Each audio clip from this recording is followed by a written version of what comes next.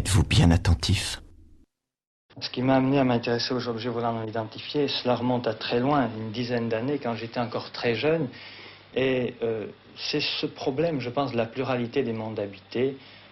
J'ai pensé qu'il y avait peut-être là, dans ce problème des MOC, la chance que nous soyons visités par des êtres extraterrestres et que si c'était ainsi, c'était un événement formidable. Qu'est-ce qu'un ufologue? Comme le montre cet article de presse datant de 1974, une époque où ce terme était bien moins populaire qu'aujourd'hui, un ufologue est quelqu'un qui se consacre à l'étude des phénomènes regroupés sous l'appellation d'OVNI, de soucoupes volantes ou comme on dit parfois aujourd'hui, de phénomènes aérospatiaux non identifiés. Quand je dis nous, je parle des ufologues de pointe, pas des crépuscules. Ufologue. Ufologue. Ça vient de UFO, OVNI, ceux qui étudient les OVNI. D'accord. De par le monde, il y en a pas mal. Vous êtes ufologue? C'est cela, oui. Retraçons rapidement les grandes étapes de l'histoire de l'ufologie. Comment cette activité est née et comment elle s'est développée. Dès les premiers articles publiés en 1947 sur les soucoupes volantes, des personnes passionnées par l'occulte ou les phénomènes étranges vont s'y intéresser. Mais ce ne sont pas encore des ufologues. Ils se contentent de rajouter les soucoupes à la liste des sujets qui les intéressaient déjà. La première personne qui pourrait être qualifiée d'ufologue est aussi le tout premier témoin, Kenneth Arnold, le pilote privé dont l'observation de 9 engins étranges près du mont Rainier dans l'État de Washington, le 24 juin 1947, est à l'origine du débat public sur ces phénomènes. Fin juillet, il réalise une enquête sur un cas de soucoupe survenu près de Seattle, dans le nord-ouest des États-Unis. Il investiguera par la suite de nombreuses autres observations. Il faut attendre 1951-1952 pour que les premiers groupes d'ufologues s'organisent dans différents pays, aux États-Unis bien sûr, mais aussi en France par exemple. Dans l'Arizona, Cora Lorenzen, secondée par son époux Jim Lorenzen, lance un bulletin et crée un groupe, l'APRO, l'Aerial Phenomena Research Organization, l'organisation de recherche sur les phénomènes aériens. En 1952 toujours, un Anglais et un Français, Eric Biddle et Marc Thirouin, créent une petite revue, Ouranos, publiée à la fois en anglais et en français. Ouranos conduira à la création d'une structure intitulée Commission d'enquête Ouranos. Ouranos est le mot grec pour désigner le ciel. Certains journalistes chargés d'enquêter sur les soucoupes par leur rédaction vont continuer de s'y intéresser à titre personnel. C'est le cas de Donald Keough, un ancien militaire américain devenu écrivain et journaliste. En 1949, il réalise à la demande d'un magazine une enquête qui conclut que les soucoupes sont probablement d'origine interplanétaire et qu'une partie des militaires en est convaincue. After a 1 year's investigation, I believe that the flying saucers seen by veteran airline and Air Force pilots are objects from another planet. The Air Force itself has officially admitted that flying saucers exist. Not only that, the Air Force has officially analyzed the motives of possible visitors from space. Here is a direct quotation from the official report. Such a civilization might observe that on Earth we now have atomic bombs and are fast developing rockets. In the past history of mankind, they should be alarmed. We should therefore expect at this time above all to behold such visitations. Keough va consacrer plusieurs livres aux soucoupes jusqu'au début des années 1970 et il va prendre la direction d'un des plus importants groupes d'enquêteurs sur les ovnis en 1956, le NICAP, National Investigation Committee on Aerial Phenomena, le Comité national d'enquête sur les phénomènes aériens. Le NICAP va réaliser un véritable travail de lobbying en faveur de la reconnaissance des ovnis par les autorités. Les groupes, les revues et les bulletins se multiplient. Plusieurs tendances se distinguent. À côté d'enquêteurs qui cherchent à établir la réalité des faits, on trouve d'autres groupes qui relaient ce que les premiers considèrent comme des rumeurs, comme un folklore peu sérieux. Dès 1953, un Américain, Gray Barker, réalise des enquêtes sur des histoires étranges et les diffuse dans un bulletin intitulé The Saucerian, le soucoupiste. Ce bulletin est à l'origine de thèmes comme celui des Men in Black, les hommes en noir, ces sinistres individus qui viendraient intimider des témoins qui en savent trop sur les soucoupes volantes. À ne pas confondre avec les ufologues, on rencontre aussi des personnes qui disent avoir été invitées à voyager en soucoupe volante. Ces contactés ne réalisent pas d'enquête, ils livrent des révélations, et les ufologues vont constamment chercher à s'en démarquer, notamment parce que les contactés sont très populaires dans les médias en raison du caractère extraordinaire de leurs révélations.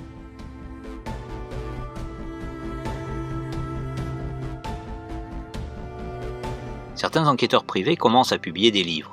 En France, en 1954, Un journaliste et ingénieur de la RTF, la radio-télévision française, Aimé Michel, publie un livre intitulé « Lueurs sur les soucoupes volantes ».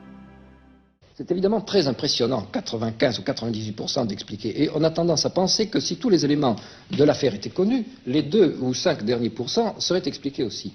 Cependant, ce n'est pas tout à fait comme ça que se présente la chose. Car les faits qui sont classés inexpliqués dans les documents de la commission d'enquête américaine, ce ne sont pas des documents pour lesquels les détails manquent. Ce sont des documents pour lesquels les détails sont connus et sont inexplicables. Par exemple, où on a vu un objet de forme non conforme, qui ne ressemblait ni à un avion ni à rien de connu, et on l'a vu de très près, par exemple. Un autre enquêteur, Jimmy Gueux, par ailleurs écrivain de science-fiction populaire et membre influent d'Ouranos, publie « Les soucoupes volantes viennent d'un autre monde ». 2 ans plus tard, il fait paraître un second livre, « Blackout sur les soucoupes volantes ».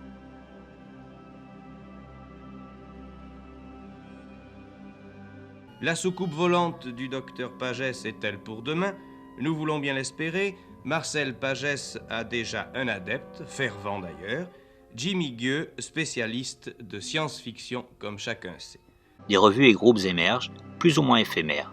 Des Anglais créent en 1955 une revue, la Flying Saucer Review, qui deviendra l'une des plus célèbres du domaine. En France, un astronome amateur, intéressé par ce qu'on appellera plus tard le New Age, lance en 1958 une revue intitulée Lumière dans la nuit, qui va évoluer peu à peu pour se consacrer uniquement aux ovnis et qui sera à l'origine d'un des plus importants réseaux d'enquêteurs privés.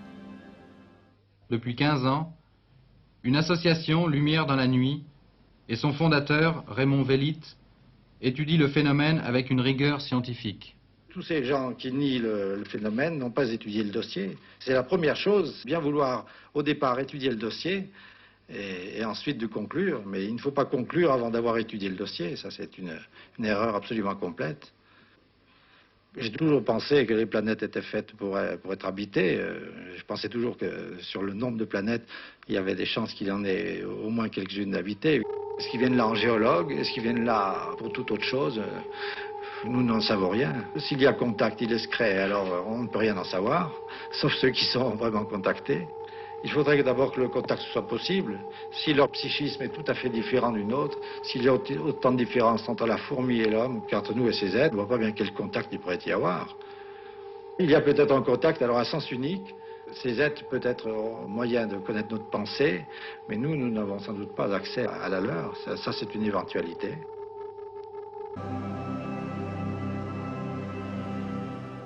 Dans les années 1960, le débat prend de l'ampleur. Certains des groupes nés au cours des années 1950 finissent par acquérir de l'importance et sont souvent cités dans les médias, comme le NICAP ou l'APRO aux États-Unis. Un groupe d'enquêteurs, d'ingénieurs, de militaires et de scientifiques fonde en France le GEPA, groupe d'études de phénomènes aériens. Ce groupe publiera jusqu'en 1977 une revue intitulée Phénomènes spatiaux.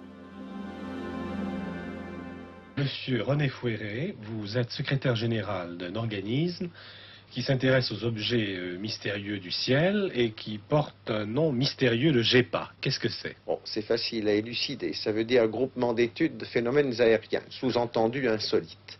Il a été fondé, ce groupement, le 8 novembre 1962. Et comment fonctionne-t-il? Quel est son objet précis? Son objet précis est d'essayer de faire la lumière aussi scientifiquement et aussi objectivement que possible sur ce sujet énigmatique qui a donné lieu, comme vous le savez, comme n'importe quel lecteur dans la rue le sait, à toutes sortes de controverses. Et il est lié à l'apparition d'objets singuliers que les uns prétendent avoir expliqués et les autres disent inexplicables dans le ciel de la planète. Si c'était des illusions, il est assez singulier que lorsqu'on compare les illusions de ce genre que rapportent les observateurs des différents pays du monde, il y a une espèce de convergence dans leurs témoignages. Il y a une structure dans le phénomène. On nous décrit des choses qui se ressemblent, qu'on les observe en Nouvelle-Guinée, en Patagonie ou ici, n'est-ce pas? Alors c'est cela qui nous paraît intéressant. Les scientifiques commencent à adopter une attitude plus ouverte par rapport à l'idée que les ovnis pourraient renvoyer à un phénomène réel. Un conseiller de l'armée de l'air américaine, l'astronome J. Allen Hynek, prend publiquement position en faveur d'une étude sérieuse du phénomène. Son intervention prend place à un moment où les médias parlent beaucoup d'ovnis et le Congrès des États-Unis consacre plusieurs audiences au phénomène. l'US Air Force décide de confier une étude du sujet à une université, l'Université du Colorado. Mais lorsque celle-ci rend 3 ans plus tard son rapport, c'est la déception chez les ufologues. Le rapport conclut que les ovnis ne présentent pas d'intérêt scientifique. Ces conclusions, répercutées par la presse mondiale, sonnent un coup d'arrêt au débat public sur les ovnis pendant plusieurs années. En 1973, les ovnis font à nouveau les gros titres de la presse. À Pascagoula, dans le Mississippi, 2 pêcheurs auraient été enlevés à bord d'un ovni par des êtres étranges. En France, une photo d'un objet inexpliqué est prise depuis Concorde lors d'une mission scientifique au-dessus du Sahara. Un ovni est également observé au-dessus de l'aéroport de Turin. Les groupes d'enquêteurs sur les ovnis se multiplient. C'est sans doute la période au cours de laquelle le plus grand nombre de clubs d'amateurs d'ovnis ont été créés. Alors c'est donc ici, au bord de cette petite route, que la dizaine de témoins a pu observer le phénomène. Alors comment ça s'est passé? Les voitures se sont arrêtées ici, à bout de course, sans moteur, sans phare. Oui. Et les témoins sont descendus et ont d'abord pris une photo d'ici. L'objet se trouvait juste au-dessus des haies, vous voyez en face. De la petite haie, là, oui. Absolument, où il y a une vingtaine de mètres, mais assez loin, disons à 300 mètres. Contrairement à ce que beaucoup pourraient penser, les ufologues ne témoignent pas d'une foi aveugle en la réalité des ovnis et en leur origine extraterrestre. Ils ne cessent de débattre sur la manière d'interpréter les faits. C'est dans ce contexte qu'un membre influent du groupe Lumière dans la nuit, évoqué plus haut, déclenche en 1977 une très violente controverse parmi ces ufologues en publiant un livre intitulé « Et si les ovnis n'existaient pas ». Selon lui, toutes les observations, même les plus étranges, sont dues à des confusions avec des phénomènes connus, parfois observés dans des conditions tellement inhabituelles que les témoins ne peuvent pas les identifier. Pour ces nouveaux ufologues, comme on les appelle alors, les ovnis sont un nouveau folklore en train de se faire, une mythologie contemporaine. En réaction à ces idées assez radicales, d'autres ufologues se mettent en quête de preuves irréfutables. C'est la période du Watergate. Certains enquêteurs américains ont décidé de traîner des agences gouvernementales devant les tribunaux. Ces agences fédérales qui déclaraient ne pas s'intéresser aux ovnis ou ne plus s'y intéresser, comme l'US Air Force, rendent publics des dizaines de milliers de pages de documents qui témoignent qu'elles ont enquêté sur les ovnis ou que leur intérêt était plus prononcé qu'elles n'avaient bien voulu le dire. There's no doubt about it in my mind that there's a government UFO cover-up. I've talked to military people who have told me about government cover-ups, how they've been instructed to say this and to say that. And I worked for the United States Air Force Security Service myself, and which worked for the National Security Agency, and I'm very familiar with intelligence operations and cover stories and things like that. So there's no doubt in my mind that there is a cover-up. À la toute fin des années 1970, les ovnis sont au maximum de leur popularité. Le président Jimmy Carter révèle avoir vu un phénomène étrange en 1969 alors qu'il était gouverneur. L'ONU consacre une audience à un projet d'étude internationale du phénomène qui n'aboutira pas. Le CNES, le Centre national d'études spatiales, la NASA française, crée un groupe d'études des phénomènes aérospatiaux non identifiés, le GEPAN. Aux États-Unis, des rumeurs circulent parmi les ufologues à propos de l'idée que non seulement le gouvernement prendrait les ovnis plus au sérieux qu'il ne l'a dit, mais même qu'il pourrait détenir des preuves, et notamment une ou des épaves de soucoupes volantes, ainsi que les corps d'extraterrestres. Au cours des années 1950, de telles rumeurs avaient déjà circulé, mais elles avaient été réfutées, et les ufologues d'alors, comme Donald Keough, les rejetaient avec la plus grande fermeté. En 1980, les ovnis disparaissent à nouveau de l'actualité. Après l'intérêt intense suscité au cours de la décennie précédente, et malgré le succès planétaire de quelques films comme E.T. de Steven Spielberg en 1982, le sujet ne fait plus recette. Les groupes d'ufologues souffrent beaucoup de ce désintérêt public et une grande partie d'entre eux disparaissent. Les revues et bulletins se raréfient. Pourtant, pendant cette période, les associations les plus robustes continuent d'enquêter et de débattre. 2 thèmes retiennent leur attention aux États-Unis. Les récits de personnes disant avoir subi des enlèvements par des extraterrestres et le récit d'un crash d'ovni qui serait survenu près d'une petite ville, Roswell, dans le Nouveau-Mexique en 1947. Cette histoire est lancée en 1980 par un livre qui retient l'attention des ufologues, mais qui passe largement inaperçu du public. En 1987, les ovnis opèrent leur grand retour. Au printemps, 2 révélations ébranlent l'opinion américaine. Un romancier, Whitley Strieber, publie un livre, Communion, dans lequel il affirme avoir été enlevé à bord d'ovnis et y avoir subi des examens traumatisants. Un ufologue, William L. Moore, révèle qu'un de ses amis aurait reçu par la poste des documents secrets établissant la réalité du crash de Roswell. L'affaire de Roswell suscite l'engouement des médias aux États-Unis, tout en restant très largement inconnue dans le reste du monde. Les ufologues se disputent sur l'explication du cas. Avec l'apparition d'Internet, l'ufologie évolue. Désormais, les débats ne se font plus dans des bulletins ou des fanzines imprimés, mais dans des blogs et des vidéos diffusés sur les réseaux sociaux. Et la nouvelle génération d'auteurs et d'enquêteurs amateurs a tendance à redéfinir le sujet autour de plusieurs thèmes: les complots, les crashs, les visites extraterrestres dans le passé et les enlèvements. Les ufologues qui avaient hérité des groupes et revues des années 1970 existent toujours.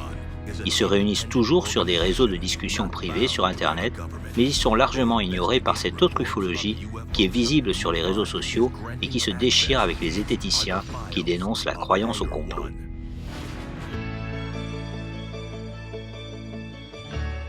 Mais tout cela ne va pas sans quelques surprises. En 2017, le New York Times annonce que l'armée américaine a conduit pendant des années une étude des ovnis et que des observations étonnantes ont été faites depuis des bâtiments de la Navy, la marine militaire américaine. Peu à peu, un autre débat émerge et on voit aujourd'hui de hauts responsables du gouvernement ou d'agences fédérales comme les services de renseignement ou la NASA parler ouvertement d'ovnis. Une situation quelque peu incompréhensible pour les élites de la vieille Europe qui campent toujours sur l'idée que ces phénomènes sont un mythe contemporain. Entre dénonciation du complotisme et débats feutrés sur les ovnis organisés par de grands médias comme le New York Times ou le Washington Post, les ufologues ont-ils encore une place et un avenir? I think it's time to open the books on the question of government investigations of UFOs. It's time to find out what the truth really is that's out there. There are these cases in which documents haven't been made available to the American public. They ought to be declassified, they ought to be released. The American people, quite frankly, can handle the truth. En effet, leur existence a longtemps été justifiée par leur volonté de défendre un autre discours que celui négatif tenu par les autorités. Si certaines élites commencent à prendre les ovnis au sérieux, elles risquent paradoxalement de marginaliser ces groupes d'amateurs. That's for the public to judge once they've seen all the evidence that the U.S. government has. What do you think personally? What do I think? I think there's a lot of planets out there.